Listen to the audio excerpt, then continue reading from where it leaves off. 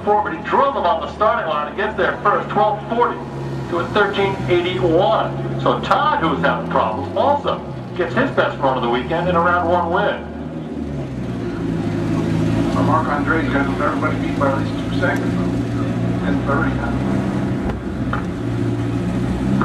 Hey, this is your number 1 qualifier, Ed Woolsey. Woolsey gets the bye run, being the number 1 qualifier. And guess what? Next round, Hubert gets the bye run, so you can use that as a test run.